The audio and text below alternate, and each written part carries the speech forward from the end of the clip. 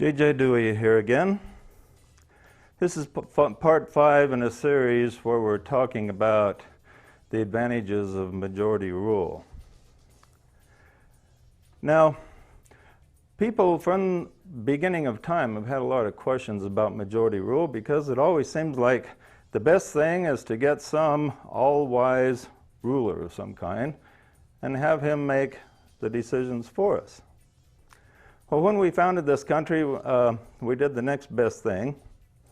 We got what we called representatives and senators, where they represented us. We had a representative type government where we were represented, and we were supposed to have sent to Congress people that were wiser and smarter than ourselves, so they could go there and make wise decisions and representing the people.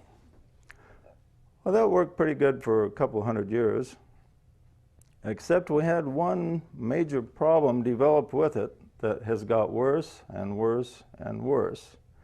And that is, instead of us hiring intelligent people to go there and make intelligent decisions for us, so we felt like we were even better represented than if we were there ourselves, it hasn't quite worked out that way, because when they got there, they got corrupted by a number of influences, by money, lobbyists, pressure groups, party leaders, corporations.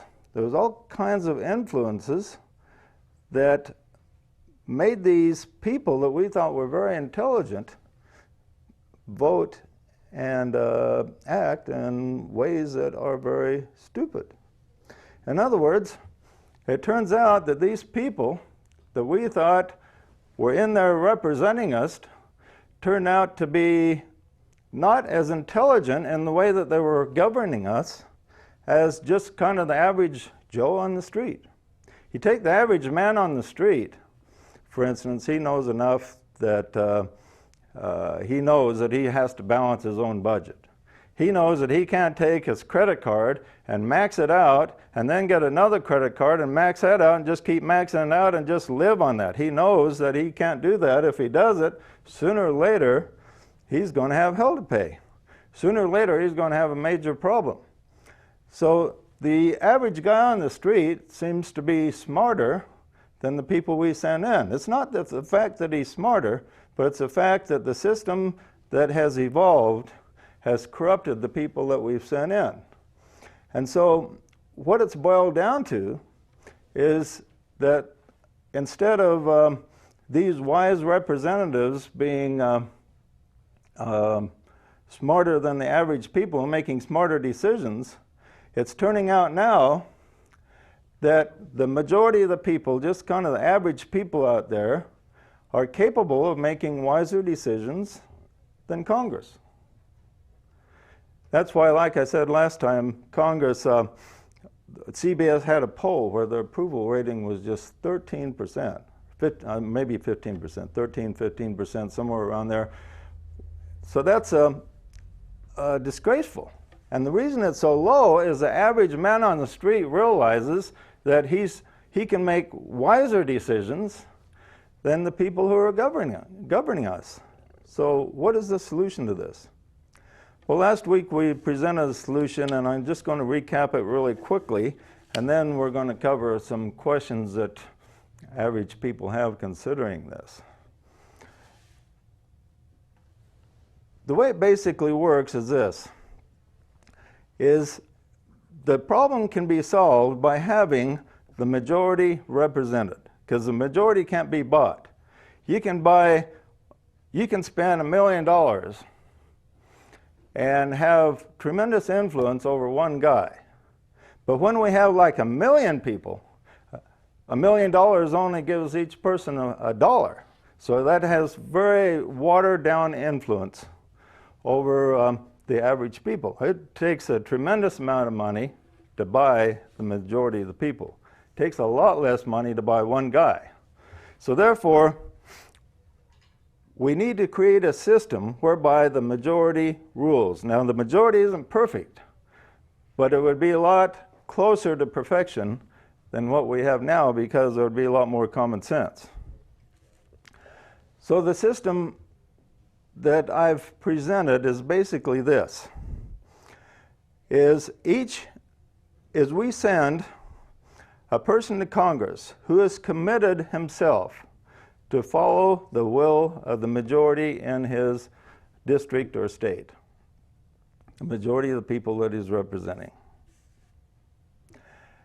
Now, how does this work?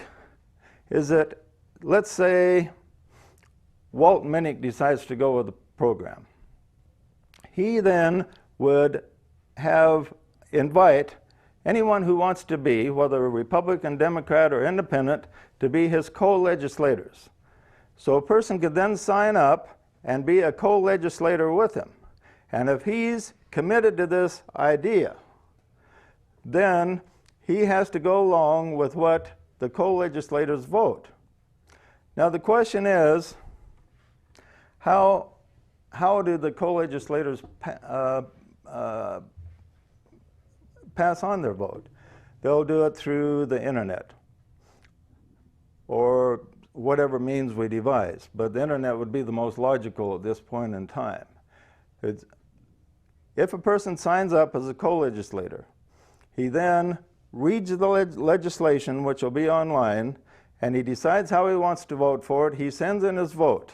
If the majority vote yes on a certain bill, then our congressman has to vote yes no matter what anybody says, no matter what type of money is passed by his eyes, no matter what type of power, no matter what type of committee he's promised. It doesn't matter. He's to vote yes. Now, a big question people have is, well, man, remember term limits? We have people say that they were for term limits and then they changed their mind when a little bit of pressure was on them. How can we really expect a congressperson or a representative or a senator to give his word and then follow through with it? That's impractical. Well, it's not impractical at all if the right system is put into play. Remember our founding fathers, the three things that motivated them to fight the revolution? The three things that they put at stake.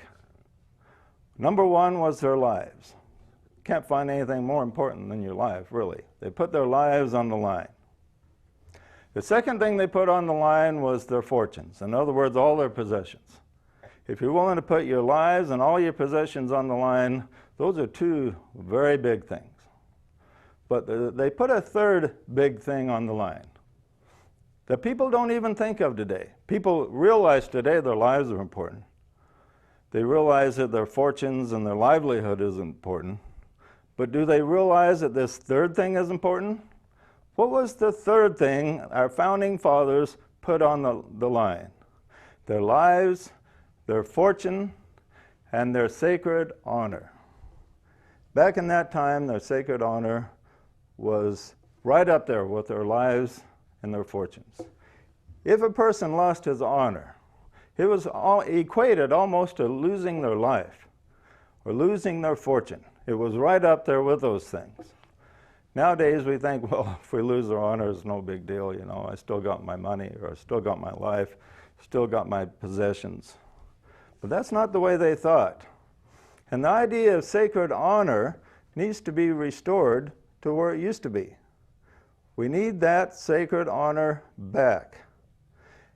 And it's really not gone out of style, because people crave politicians that have honor. They crave leaders with honor. They crave business people with honor. And when one does show up, well, he's a person that's very much admired and liked by the majority of the people. Now, how do we restore that sacred honor? What we do to make this work is we find a person who is willing to vote with the will of the majority, but he's willing to commit to it. He's willing to give his sacred honor that he's willing to follow through with this. He's willing to vote the way the majority of the people in his constituency tell him to vote.